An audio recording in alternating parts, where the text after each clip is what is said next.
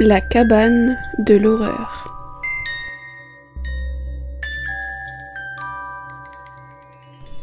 Votre dose de frissons.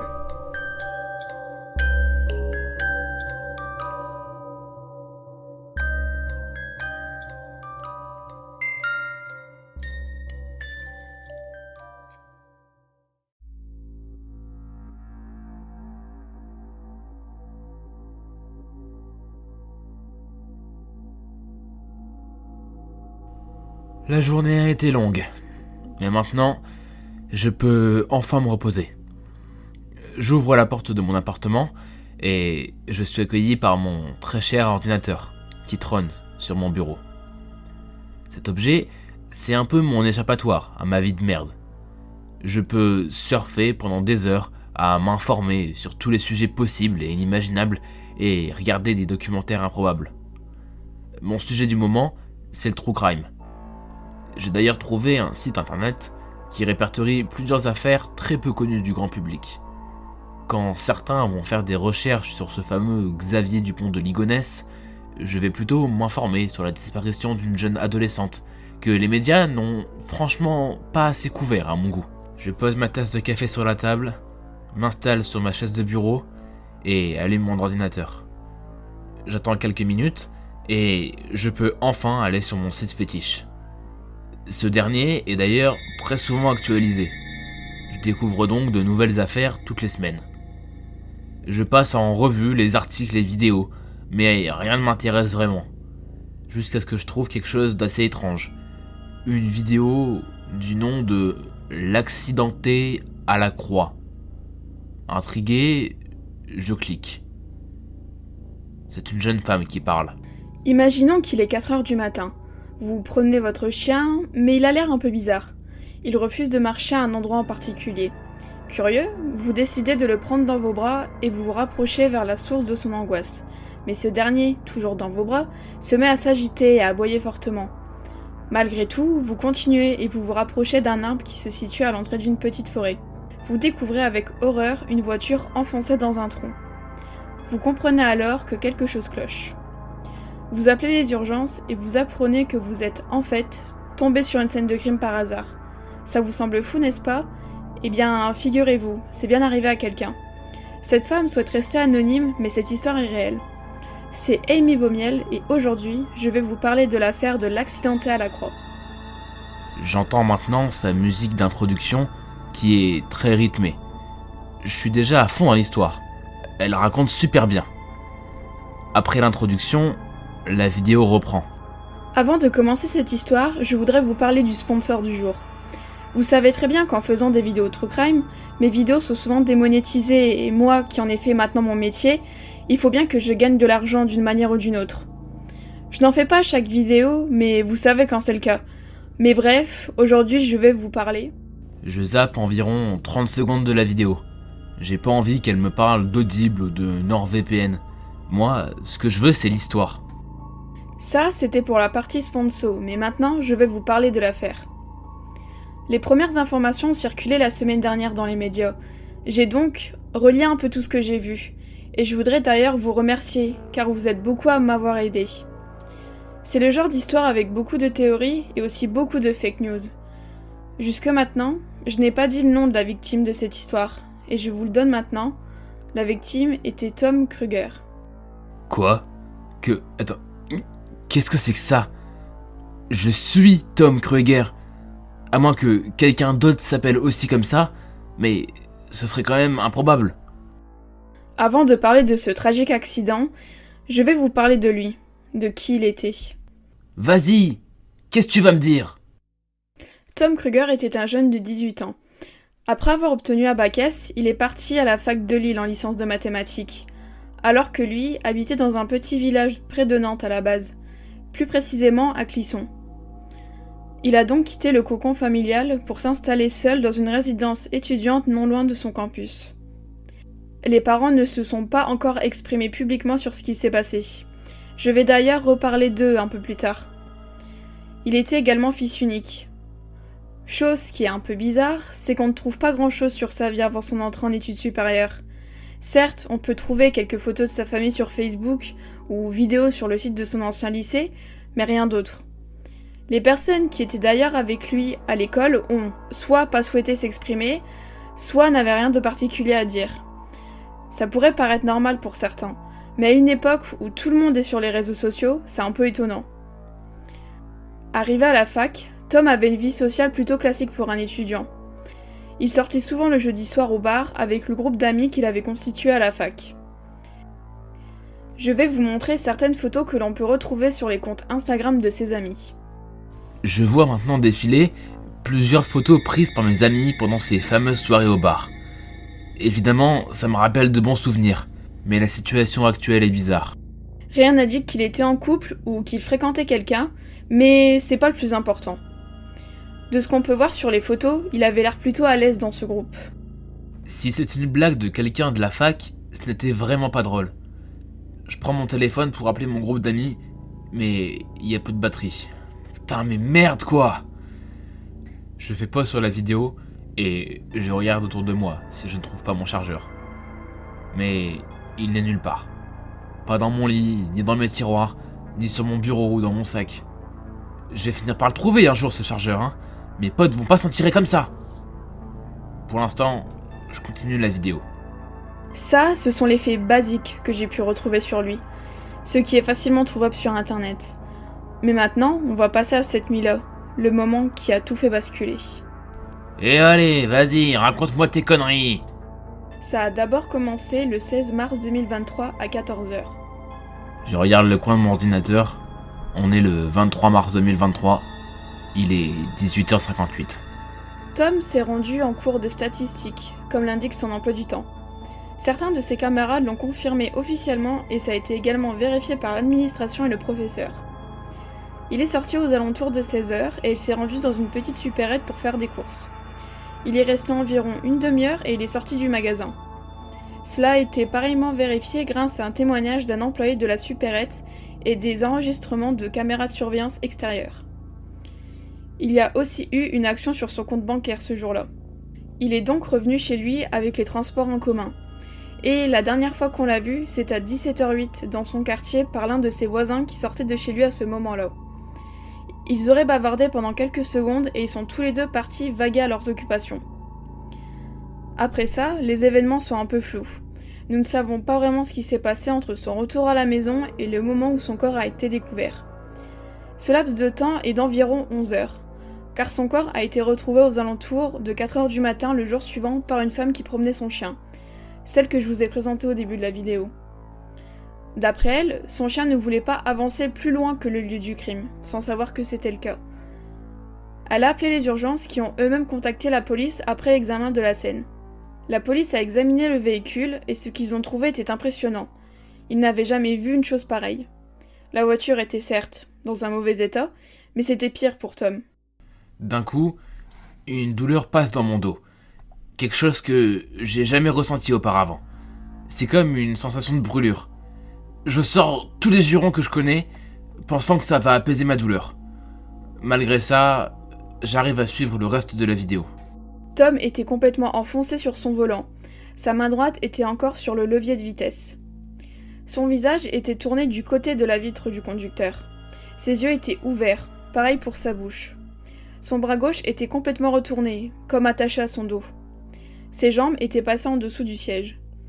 La dernière chose que la police a remarqué sur le corps de Tom était un symbole étrange sur son dos. Le t-shirt qu'il portait était déchiré sur son dos, et on pouvait voir une croix entourée d'aronds. Attention, je vous vois venir, ce n'était pas une croix gammée ou quelque chose de religieux. La croix ressemblait à un X. Cette croix a été faite avec un objet tranchant, peut-être un ciseau ou un couteau. En ce qui concerne le véhicule, il a été examiné et pour le moment, la police n'a rien dit concernant ce dernier. On peut donc imaginer ce qu'on veut. Son corps a donc été examiné par un médecin légiste, mais pareil, on n'a pas d'informations supplémentaires pour le moment. On peut donc penser qu'il est mort de l'accident de voiture et que la blessure a été faite post-mortem, mais du coup, la police doit suivre deux pistes. Celle de l'accident de la voiture et celle de la croix. Ou alors, les deux peuvent être liés, mais encore, on en reparlera dans les théories. La douleur est maintenant moins intense.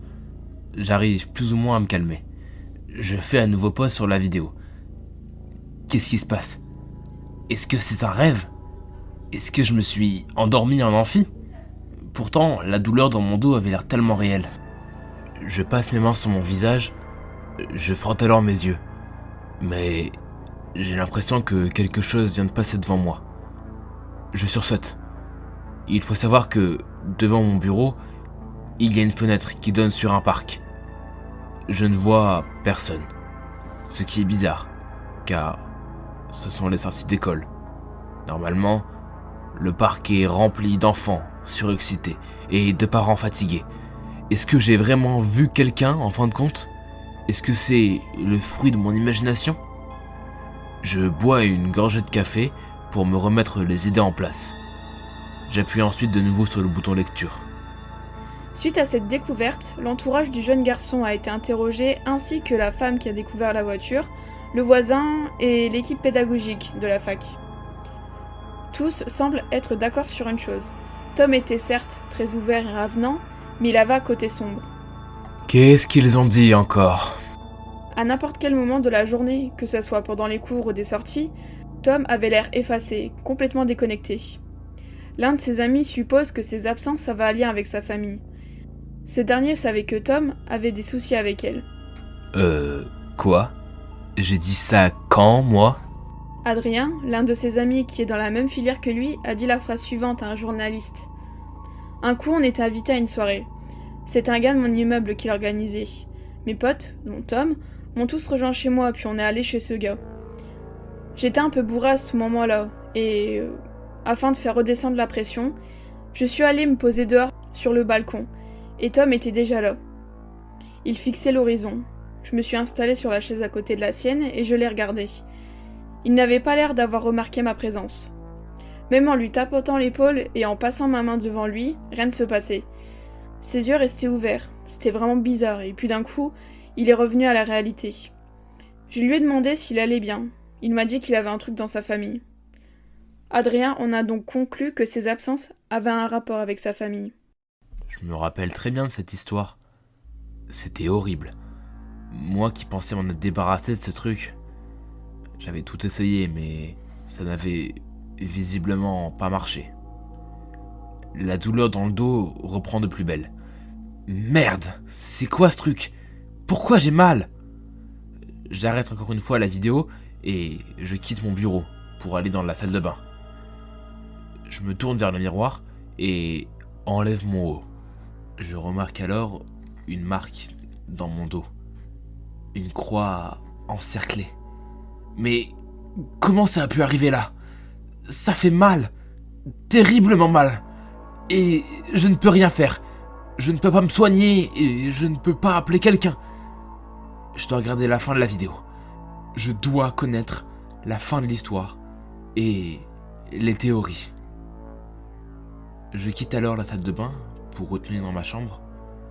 Je ferme la porte et je m'assois, non sans difficulté, sur ma chaise, puis appuie sur lecture. Maintenant, on va passer aux théories, et étonnamment, il n'y en a pas énormément. Mais vu le nombre d'informations que l'on a à notre disposition pour le moment, c'est normal. Peut-être qu'on aura des nouvelles dans les prochains jours. S'il y a assez d'informations, j'en ferai une vidéo dédiée, sinon j'en parlerai sur Instagram.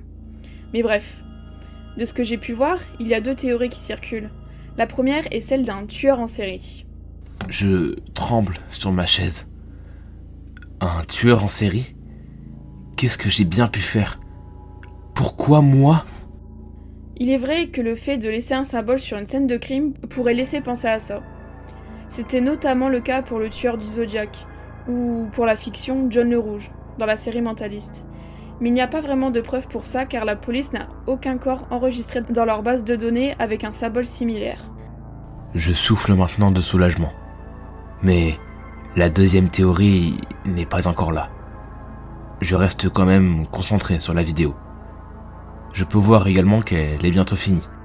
Pour la deuxième théorie, c'est celle d'un groupe d'occulte.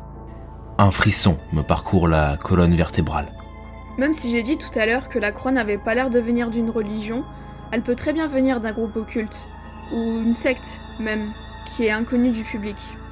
La zone où le corps a été retrouvé est encore en cours d'examination et est maintenant interdite d'accès. C'est la piste que la police suit pour le moment. Ils parcourent la forêt dans l'espoir de trouver un signe de ce groupe. Je ne sais pas pourquoi, mais j'aime plutôt bien cette théorie. J'ai un feeling. C'est un peu bizarre à expliquer. Ça pourrait expliquer les absences que Tom avait de temps en temps, ou peut-être que sa famille faisait partie d'une secte. Peut-être qu'il avait essayé de leur échapper en partant faire ses études ailleurs. Peut-être qu'il voulait oublier cette partie de sa vie.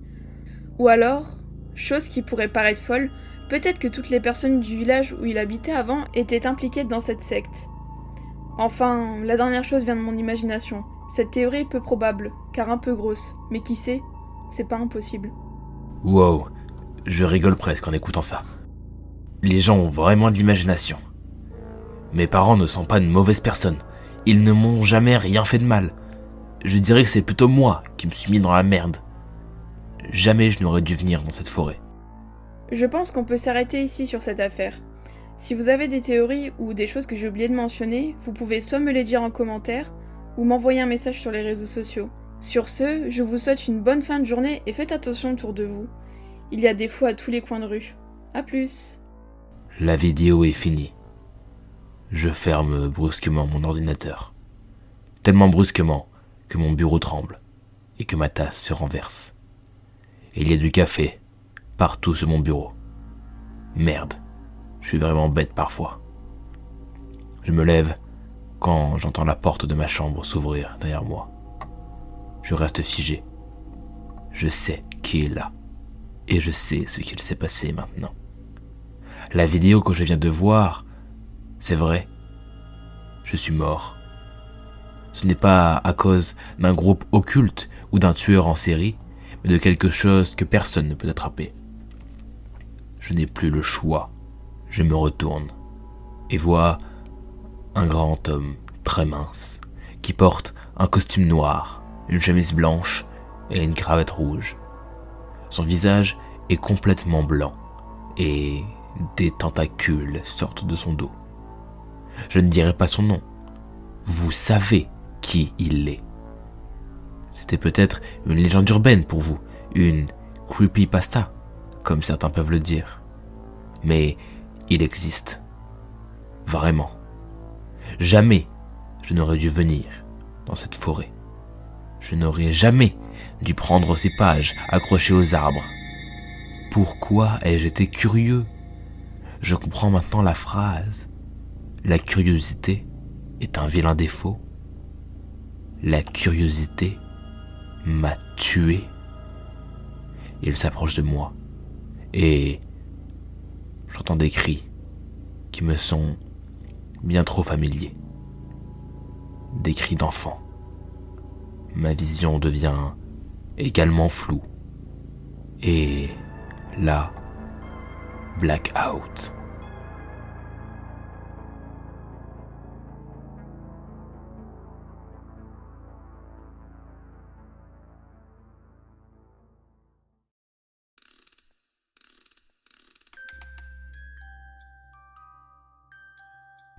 Salut tout le monde. Alors je sais que ça fait un moment que je n'ai pas parlé en fin d'épisode. C'est juste que j'ai pas forcément de choses à dire à chaque fois. Mais du coup c'est le cas aujourd'hui. Comme vous avez pu le remarquer aujourd'hui, je n'étais pas seule dans cet épisode. J'étais avec Matt du podcast L'écho des frissons, donc qui est aussi un podcast horrifique. Justement il y a pas longtemps on avait fait un épisode sur son podcast et du coup on avait décidé de faire aussi sur le mien. Et du coup, là, l'histoire que vous venez d'écouter, et d'ailleurs c'était aussi le cas pour l'épisode qui était sorti sur son podcast, c'est une histoire qu'on a écrite à deux. C'est vrai que du coup, d'écrire une histoire et de réaliser un épisode à deux, c'est pas du tout le même travail, mais du coup c'était fun à faire. Donc je remercie Matt pour m'avoir aidé sur cet épisode, et du coup je vous encourage aussi à écouter son podcast parce qu'il est vachement cool. C'était super d'avoir travaillé avec lui, donc c'est possible, peut-être, que je fasse des épisodes, d'autres épisodes avec lui dans le futur, ou alors peut-être avec d'autres personnes, on sait jamais. Et du coup l'autre chose que je voulais vous dire c'était tout simplement vous remercier. J'ai vu là tout au long de l'année le nombre d'écoutes qui augmentait, je lis tous les commentaires que je reçois, et ça me fait super plaisir de voir que mon petit podcast plaît à des gens. Enfin ça me fait un peu bizarre. Surtout que pour moi, ce podcast-là, c'est une activité qui est la plupart du temps solitaire. même si j'ai l'aide de mon illustratrice, je fais tout toute seule. Et du coup, j'ai l'impression que c'est quelque chose qui est juste à moi. Enfin, je sais pas comment expliquer, mais j'ai pas l'impression qu'il y ait d'autres personnes qui voient ce que je fais, alors que c'est le cas. Enfin, c'est un peu bizarre à expliquer, mais je pense que les personnes qui font, qui ont ce genre de hobby peuvent comprendre ce que je dis. En plus, là, au moment où j'enregistre cette outro, donc on est le 2 décembre 2023, il est 18h43, est sortie la rétrospective Spotify.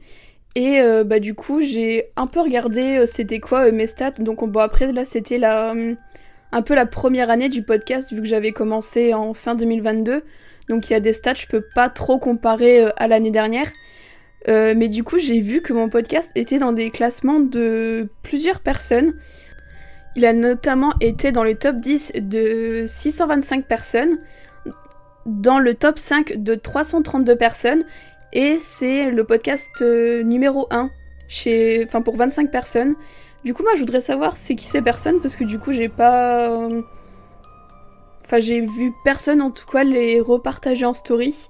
Manifestez-vous ces personnes-là, parce que du coup, je voudrais bien savoir c'est qui. Donc que ça soit par les commentaires ou par message, peu importe. Et je voudrais aussi préciser que les commentaires sur Spotify, je peux pas y répondre. On peut juste les republier, mais on peut pas y répondre. Donc ça, c'était toutes les petites choses que j'avais à dire pour cet épisode. Et du coup, je voulais vous remercier d'avoir écouté cet épisode. Et je vous laisse du coup avec mon petit gimmick de fin. C'est une nouvelle histoire qui s'achève, ou presque. En espérant que votre courage ne s'est pas envolé et qu'aucun esprit n'ait pris place chez vous, je vous laisse ici. À bientôt!